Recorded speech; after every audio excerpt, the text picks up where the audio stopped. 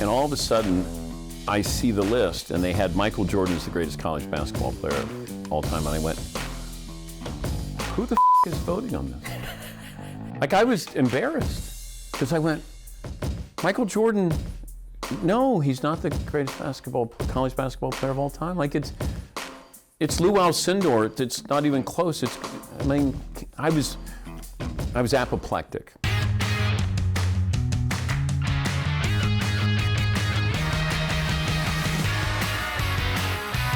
Hey guys, welcome on into Drinks with Binks. I'm Julie Stewart-Binks, and this is our second anniversary. We have been around on the airwaves for 2 years, which is longer than most of the shows I've ever been on that have been created and canceled and then rebranded and canceled. And somehow Drinks with Binks has withstood the test of time during the pandemic, and we are now doing our first in-person interview in 18 months. So this is like super awkward for me to be with someone other than just my boyfriend locked away in the bedroom. And that is with none other than legendary broadcaster Dan Patrick for our third annual Dan Patrick interview.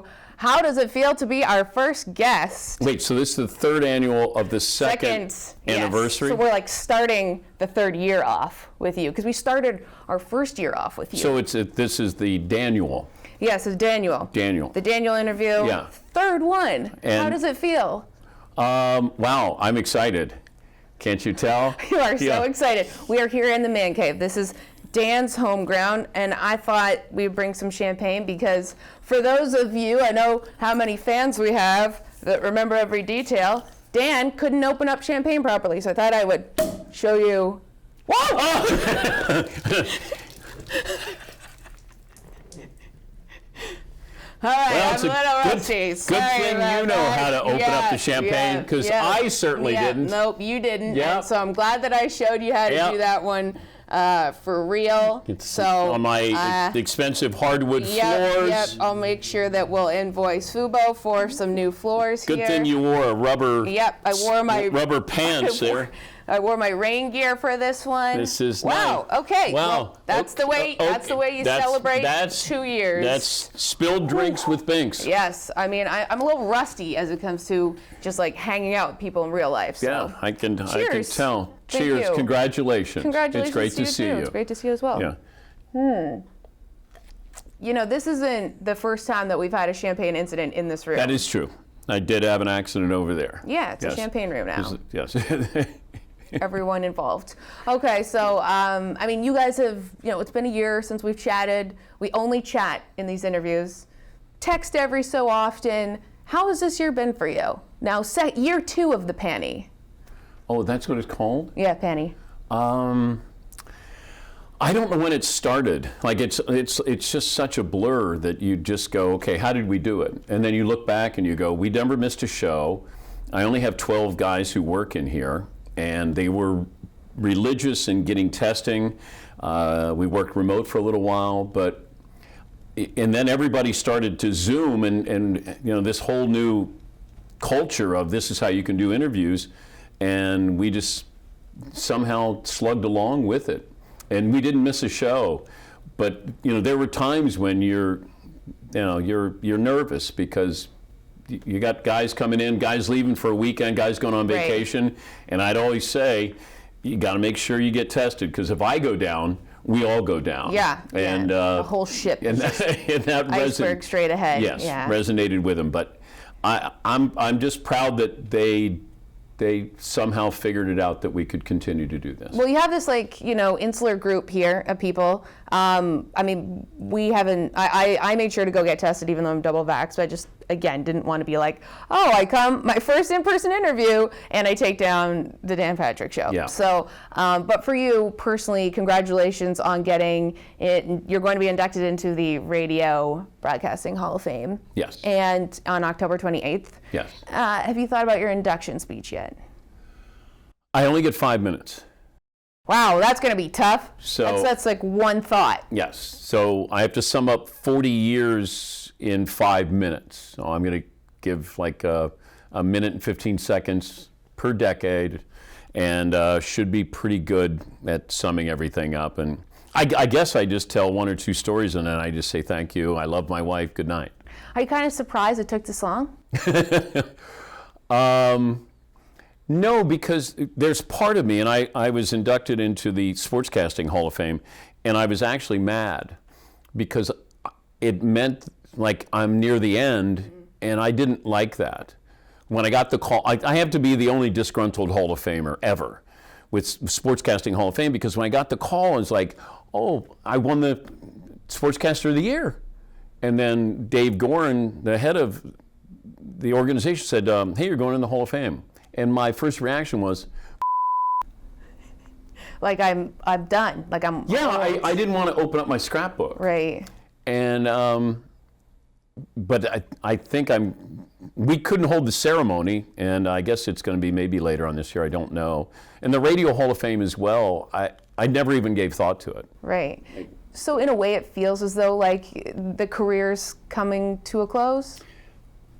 Well, with other people, it's not finite to me, but there was just that feeling of, God, you're really old when you get into the Hall of Fame, it kind of bothered me because I don't want to be viewed as, I don't act my age. Right. I don't want to act my age, and it's a young man's game. I get that, but yeah, there was a little bit of the Hall of Fame, you know.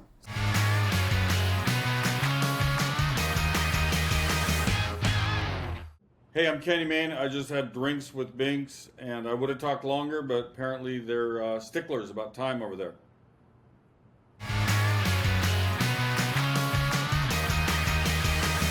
You're still trying to evolve. Like, what do you want to do next? Like, When I grow up? Yeah, like what do you want to do when you grow up if it's not ending now? Well, I'm going to do this for a few more years. I'm still challenged every day. I love doing it every day. Bob Costas said, I don't know how you do it every day. And I said, I don't know how you don't do it every day. Like, I love the grind. People go to a golf course to hit golf balls, and play golf. I go to grind. I go to hit golf balls. Like, I love the grind every single day. And, you know, interviewing people, I'm still challenged by it. So I don't know. You don't have moments where you get up and you're like, this again? No. You have those, but you know, then I blame myself. Like, don't put yourself in that position. Like, all right, snap out of it. Like, it's your place, it's your name, so you can't go, oh, woe is me. But there are times when you go, are we making a difference? Are we doing anything better, differently? And part of the reason why I left ESPN was I didn't think I was getting any better. And I'd leveled off the last 3 years.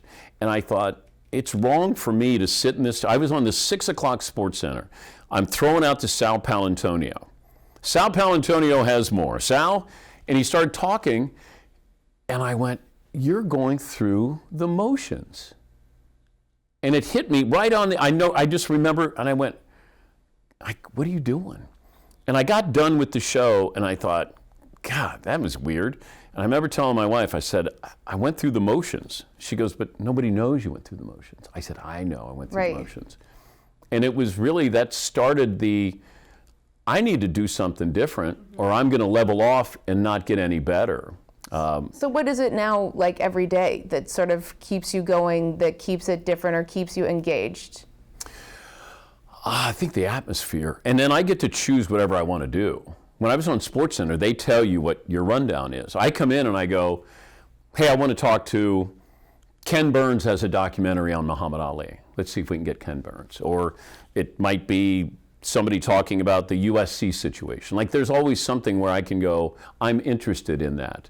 Talk to John Cena about acting and how you act in the ring and how you act in a movie. And like, those are things that are interesting. And then you hope that you build up a loyal fan base that buys into what you believe in and that they trust you, that you're not going to waste their time. And you may get done with an interview and somebody will go, God, I didn't know anything about that, or that was great. Those are the fun ones. But also, the guys that I work with, it's every day it's funny, it's different, it's giving each other grief, and we've known each other such a long time, and we have it figured out. So then you have it figured out, but everyone is still evolving and changing, and you have all these, you're on a streaming platform, you have all these new upstarts. How do you guys stay relevant with the 2021s of the world? Well, I think it's getting maybe getting answers out of people that nobody else gets. When you get Scottie Pippen on, and Scottie talks about Phil Jackson being a racist, Russell Wilson talking about wanting to maybe get out of Seattle. I find out that the Big Ten and Pac-12 are shutting down football last year during the pandemic. So when you get information that everybody in this business is looking to get, and then you get it, it keeps you relevant. Yeah. And I always tell my guys, every day is the Super Bowl. You can go, oh, it's a July day. Doesn't matter. Like every day you got to go after it, because that might be the only time somebody listens to your show. What are you doing that day? You just can't mail it in. And I really put pressure on them, and they understand that. Like you can't just go, let's just settle. I hate settling. So then what's the questions that you ask, or the types of questions you ask that get the most out of these people? I just want you to talk, because a lot of times we want to seem like we know what we're talking about. I want to answer your question before I ask the question. Yeah, a lot of broadcasters. And it's terrible. It's a terrible habit. And there's nothing wrong with why, how, where, who. But if you do that, then we're so insecure that we're thinking the audience thinks we don't know what we're talking about. Mm-hmm. And when you're asking them, just getting them to talk, and then once they talk, that's when you can start to pick off little things and go, wait a minute, you just said. Right. Then they might not know they've said it. But I think having confidence, having patience, and being a good listener. Having 3 daughters and a wife, I'm a really, really good listener.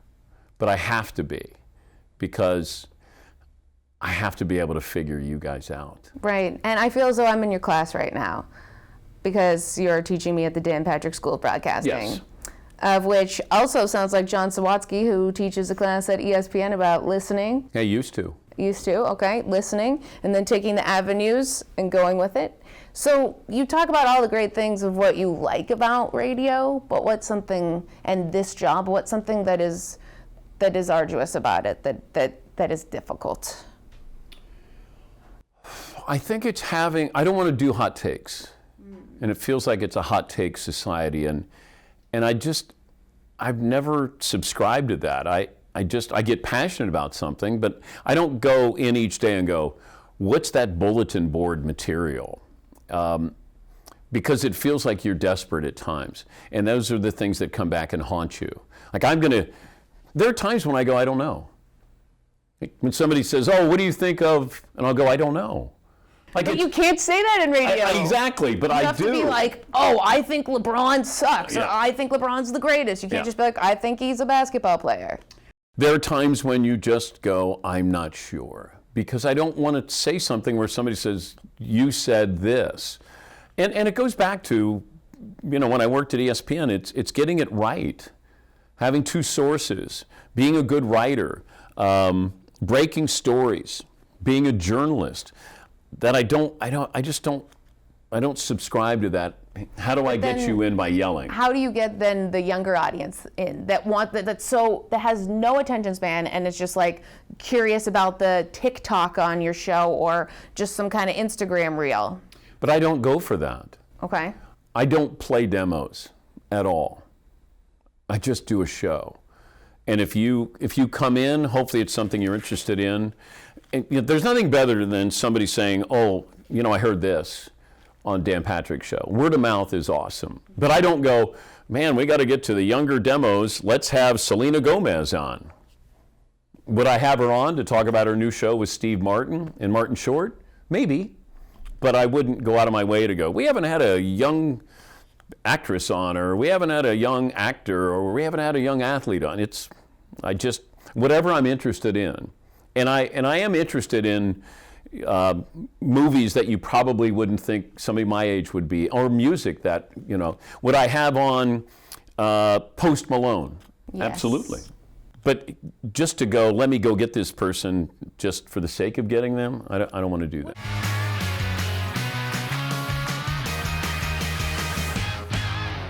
Hey, what's up, everybody? This is Jamel Hill, and I had drinks, with Binks, and I'm still standing, I'm sitting. See, that should let you know how drunk I am. Drinks with Binks.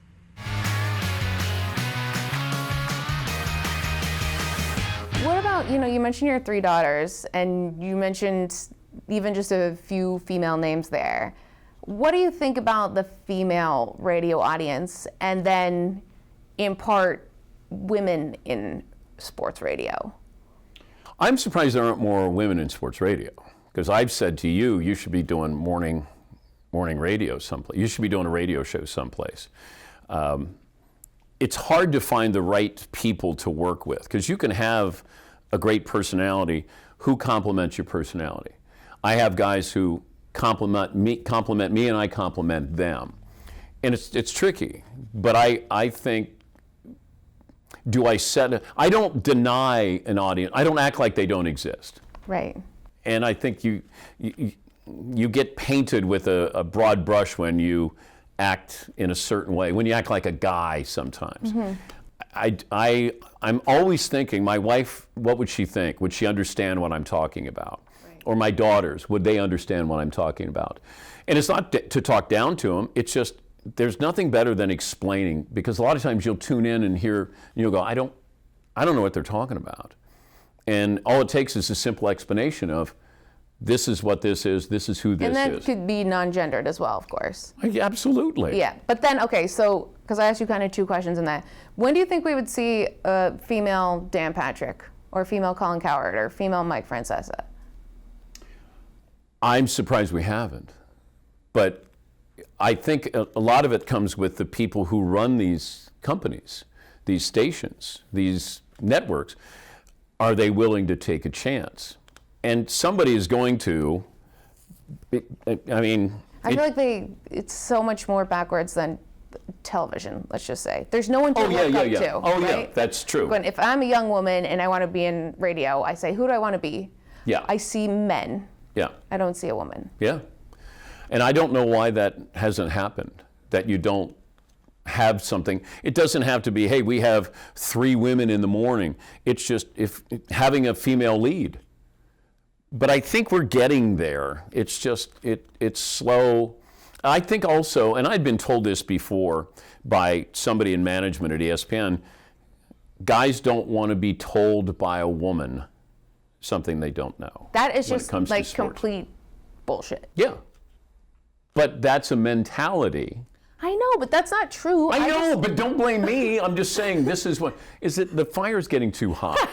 I mean, we're doing like a very intense interview right now. Is that what it is? Why there is why is there not a female Danette? Can we turn? Can I turn off my fire here? I mean, I thought it was just for. No. We're good.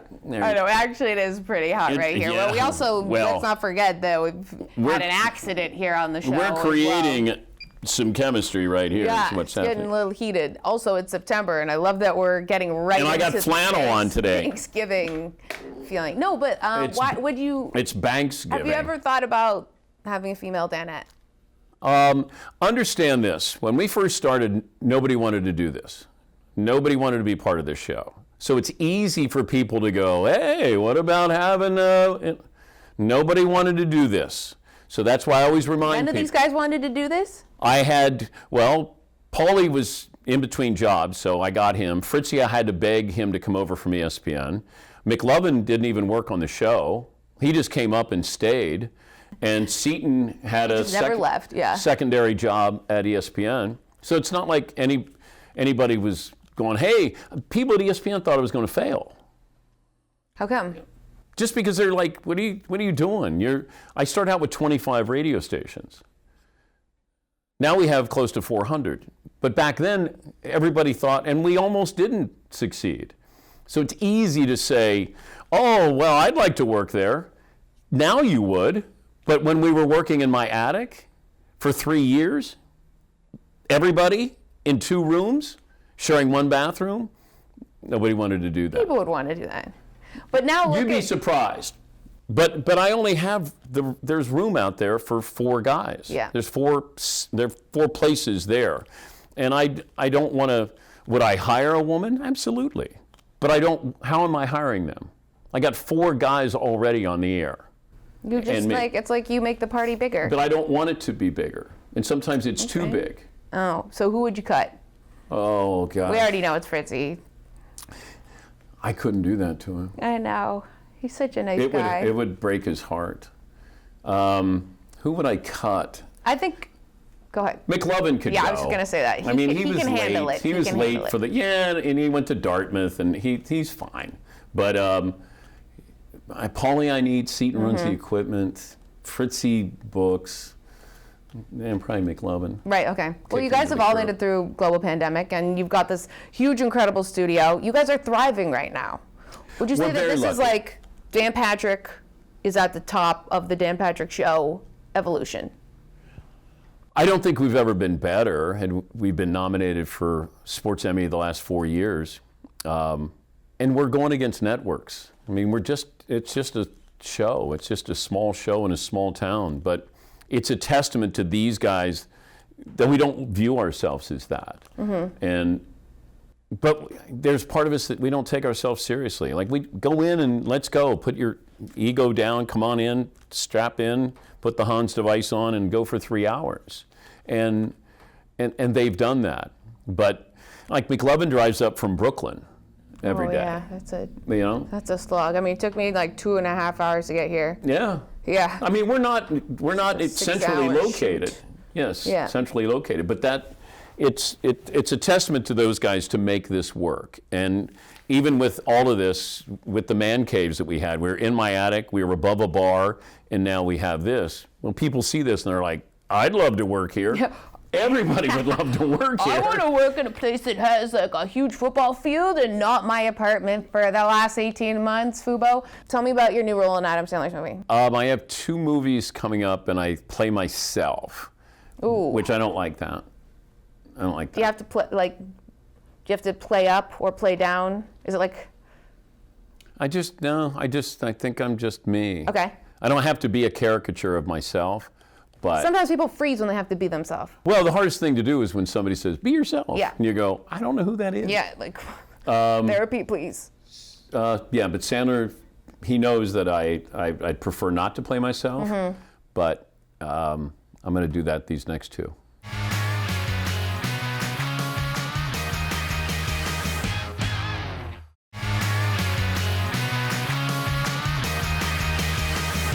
Subscribe to the Fubo Sports YouTube page for clips and full episodes. Follow us at Fubo Sports on all social media channels. Also available in podcast form wherever you find your favorite pods.